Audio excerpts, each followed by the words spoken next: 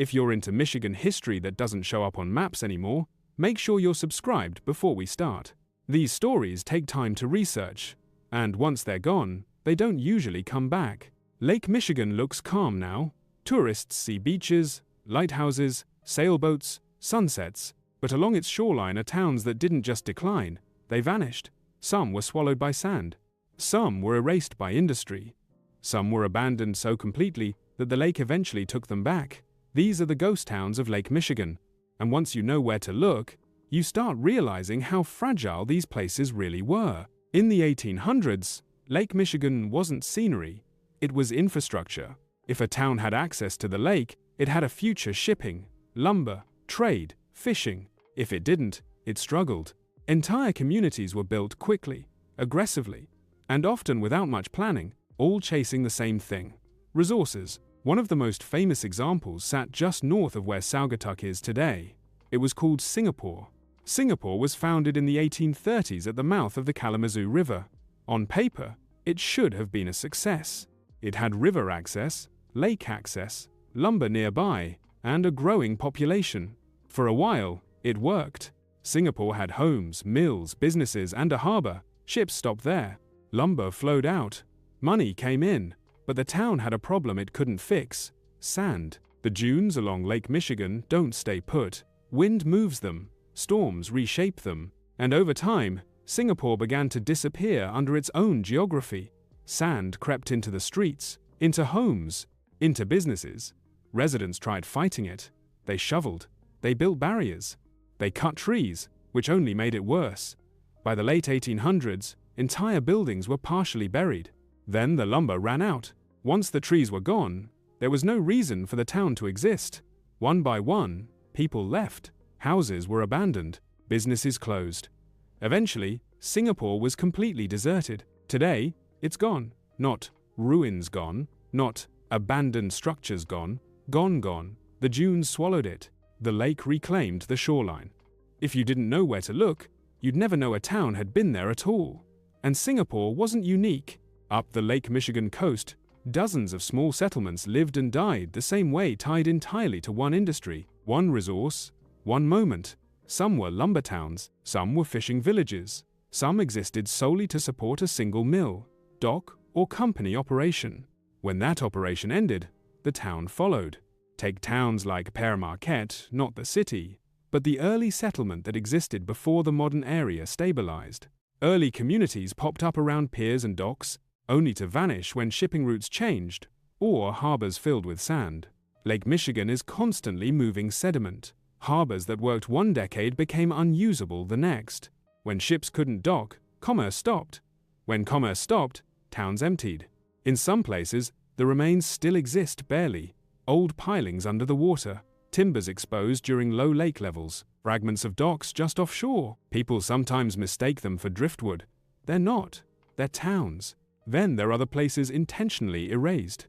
During the late 1800s and early 1900s, as shipping technology changed, many small ports were deemed unnecessary. Railroads replaced water routes. Industry consolidated. Some towns were bypassed entirely. When that happened, buildings were dismantled and moved. Lumber was salvaged. What couldn't be reused was left to rot. The lake finished the job. Storms collapsed foundations. Shorelines shifted. Over decades, what remained slid into the water. There are places along Lake Michigan where divers report foundations underwater, not shipwrecks, but buildings. Straight lines, right angles, stonework that doesn't belong on the lakebed. They're not well marked. Many aren't documented. And in some cases, the towns they belong to don't even have surviving names. The shoreline itself is one of the biggest destroyers. Lake Michigan's water levels fluctuate dramatically over time. When levels rise, erosion accelerates, bluffs collapse, entire sections of land fall into the lake. Houses that once sat safely back from the shore now sit at the edge or over it. In some cases, older settlements that were already weakened simply slipped away. Cemeteries near the shoreline have collapsed into the water, graves exposed, coffins broken open by waves.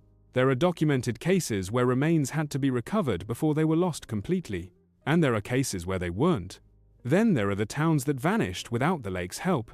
company towns built quickly and abandoned just as fast. Lumber camps that became villages for a decade then disappeared when the forests were gone. Fishing towns that collapsed when stocks dropped or markets shifted. Once people left, there was no reason to maintain them. Nature reclaimed the rest. Forests grew back. Roads vanished. The lake crept closer. If you hike certain stretches of the Lake Michigan coast today, you'll find strange things. Bricks in the sand, metal fragments in the dunes, wood beams half buried where they don't belong. They aren't random, they're leftovers. One of the most unsettling parts of Lake Michigan ghost towns is how quiet their disappearance was. No disasters, no fires, no battles, just slow abandonment. People left, buildings decayed, the lake absorbed the evidence. And because many of these towns were small, they didn't leave much behind in the historical record. A few mentions in newspapers, some shipping logs, a map that stopped being updated. That's it. No plaques, no museums, no warning.